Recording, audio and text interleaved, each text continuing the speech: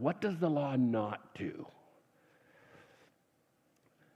The law is the opposite of everything grace does. He's using this now as a contradiction. And look at the things that we've talked about, right? The law doesn't justify us. I put the verses in there, but we're not going to read them all. The law does not redeem us. The law doesn't make us righteous. It doesn't save us from the power and penalty of sin. It doesn't allow us to be filled with the Holy Spirit. Doesn't remove the curse of sin from our lives. Doesn't empower us against our own sin nature. It can't transform it. It doesn't eradicate it. It cannot enable you to do good, to do the right things you should or want to do. And it cannot set you free. You see, he's saying, oh, the law isn't great. Because this is what it doesn't do. It doesn't do what grace does. And you wonder to yourself, and I've always wondered, why do some people, when you see grace and you see the law, why do we lean towards the law, the code of religious conduct, conformity to some religious rules and standards? Why do we give in to that? Well, I think the biggest reason, there are many, but I think the biggest reason is that grace is really messy. Rules and regulations, it's black and white. You don't have to be in the messiness. And it also allows us to measure, right? Like I know where I am, I know where you are, because we are all seeing each other and how we obey the law. The condition of the heart is so hard to judge. He says we're to love the Lord our God with all our heart. The heart, though, is so hard to see what's going on in someone's heart because behavior can betray that and not always align to it. Often it should, but it doesn't always.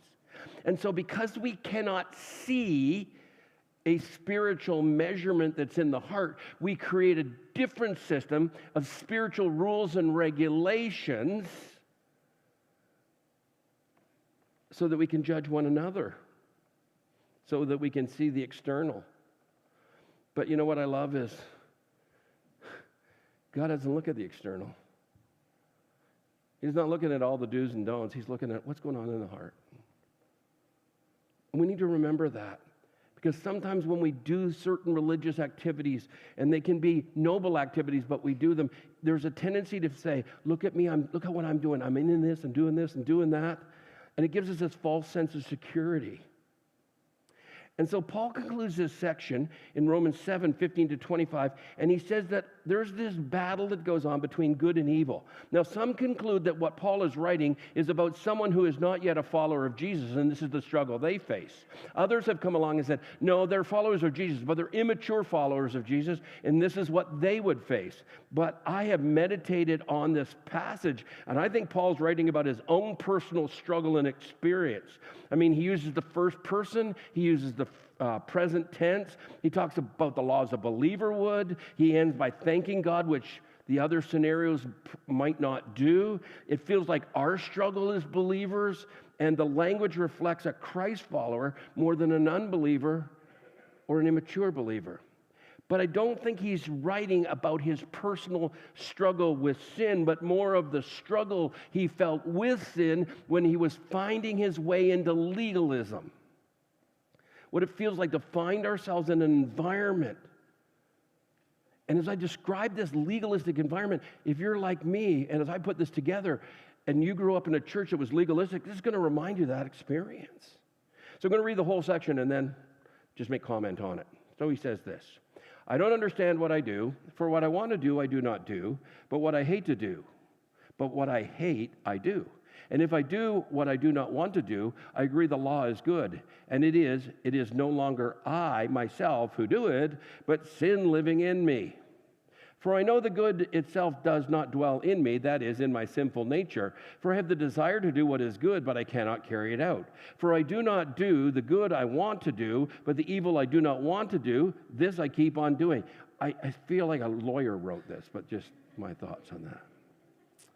Now, if I do what I do not want to do, it is no longer I who do it, but sin living in me that does it. So I find this law at work. Although I want to do good, evil is right there with me. So,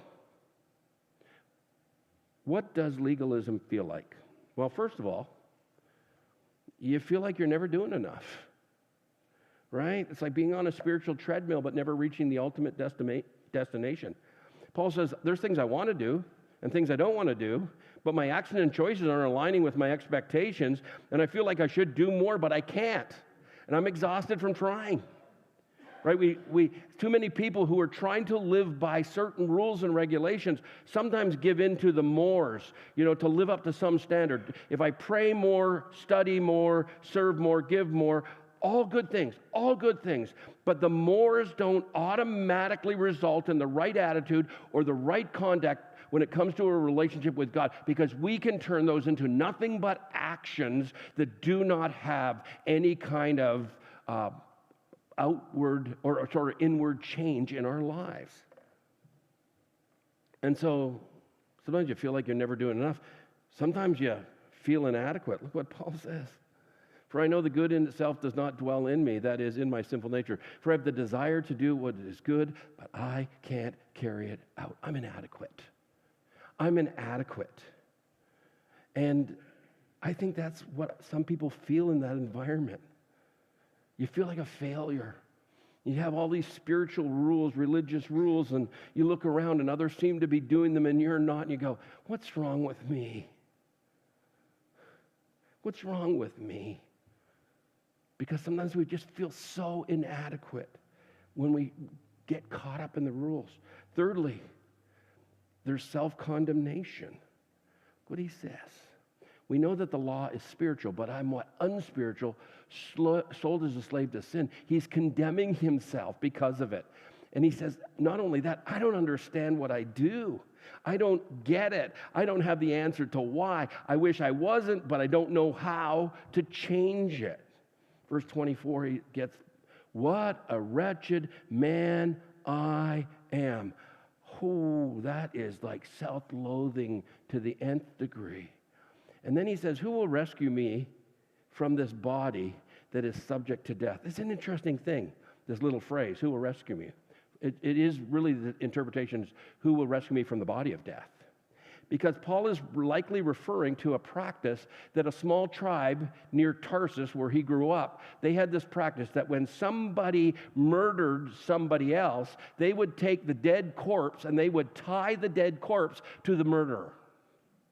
And they would carry it around day in and day out, and it would be starting to stink, and it would be horrible, and it would get disease and maggots, and it would be awful, and that disease would spread to the murderer, and eventually they would die. And that's what Paul's saying. Who could take this body of death that I'm carrying and cut me free from it?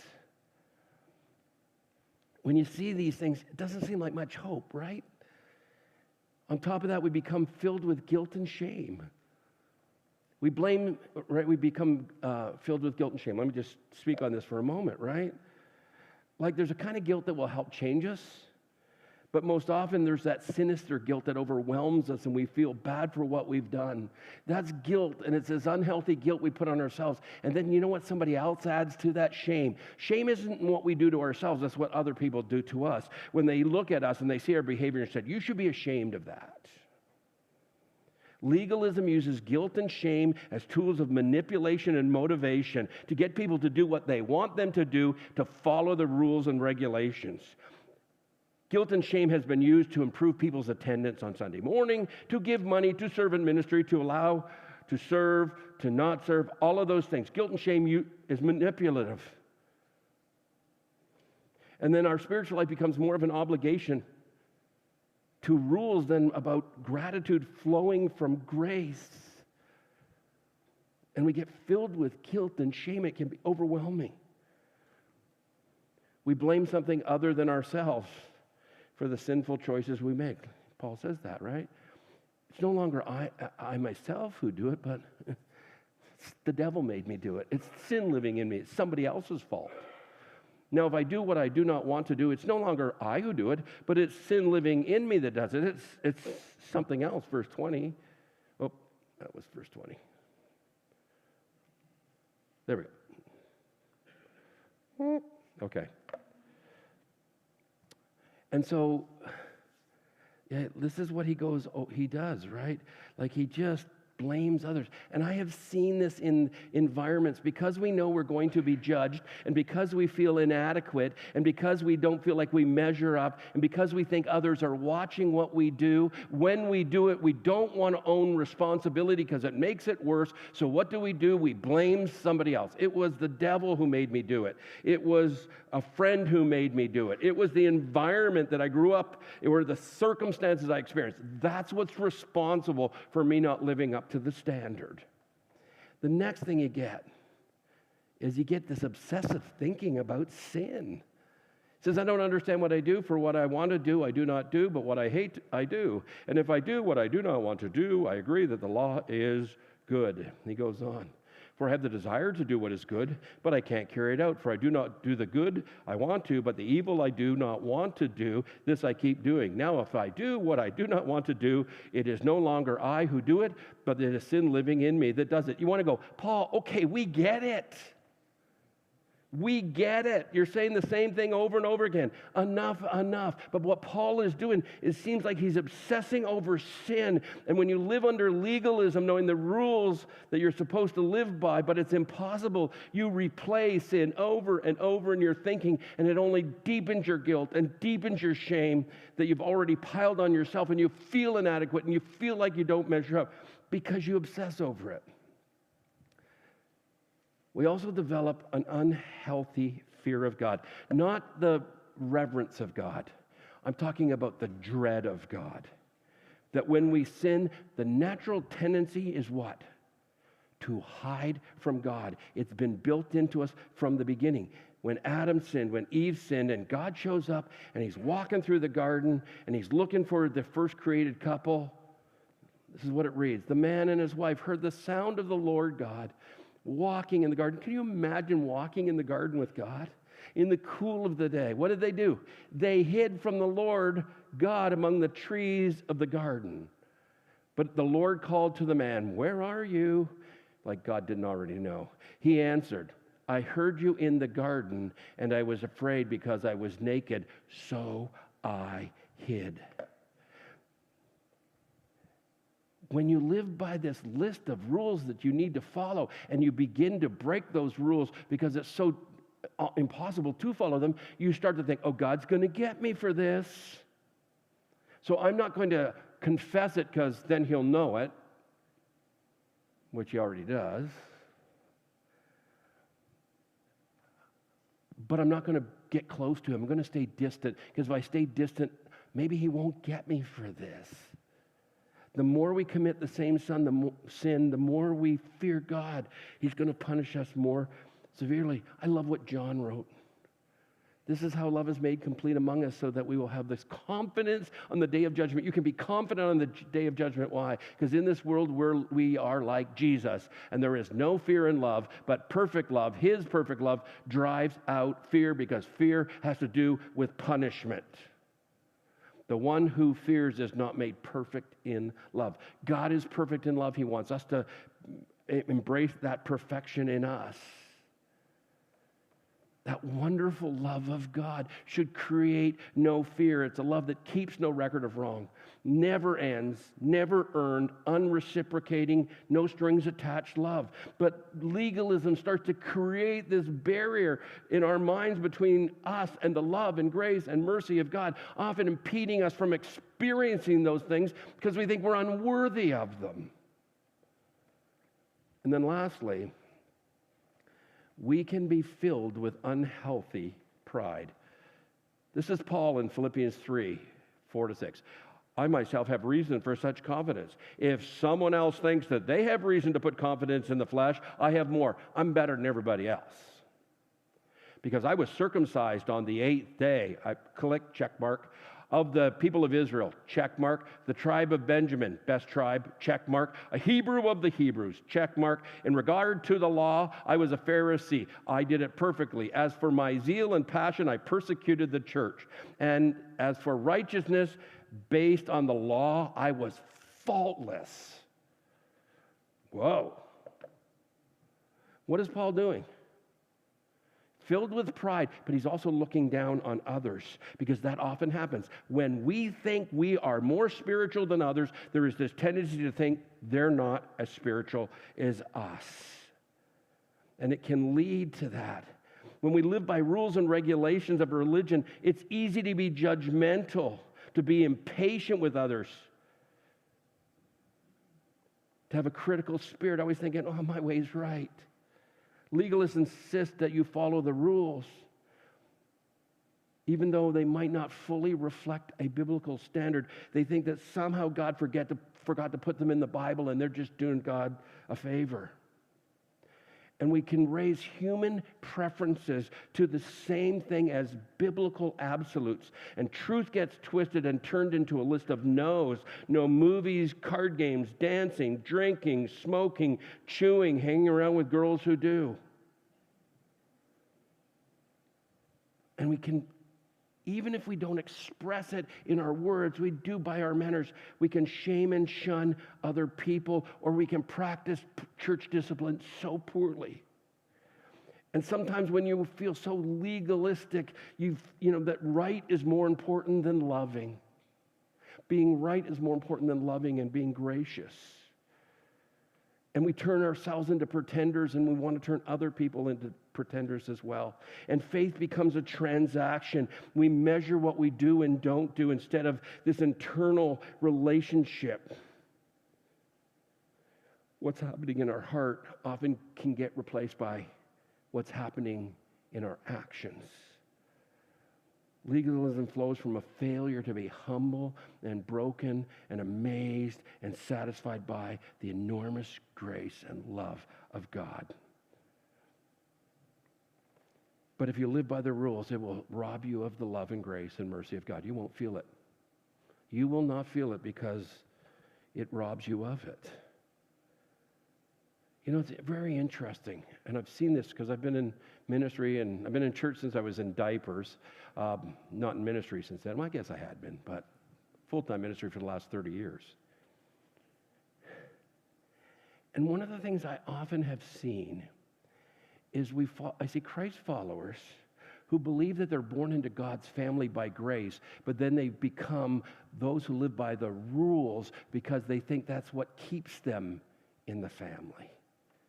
But nothing could be further from the truth. And it's because of this that so many people have jettisoned their faith and the church and walked away from it, have nothing to do with it. Someone shared with me this week that a family member wants nothing to do with church because of the legalistic memories of the church they grew up in. And I get it.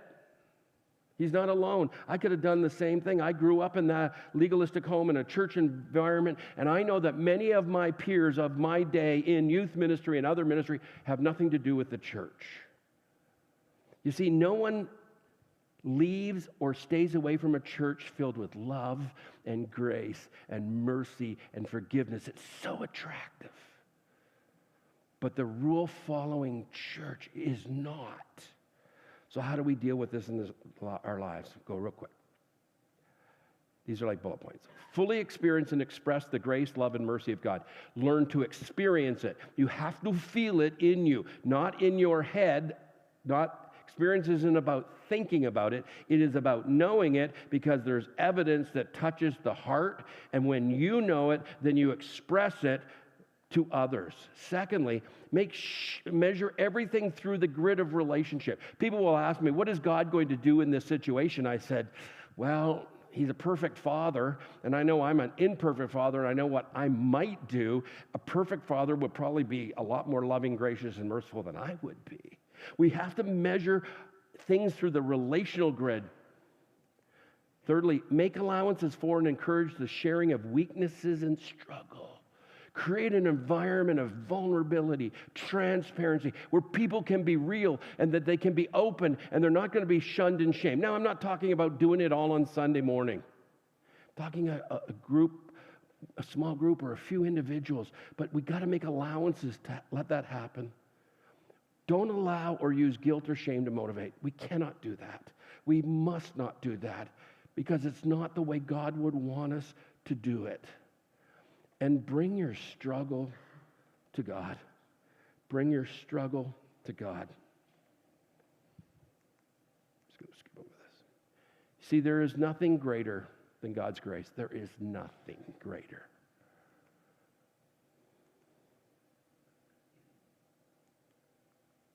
Let's see what happens. Here we go. We need to fully experience that grace. We need to fully extend that grace.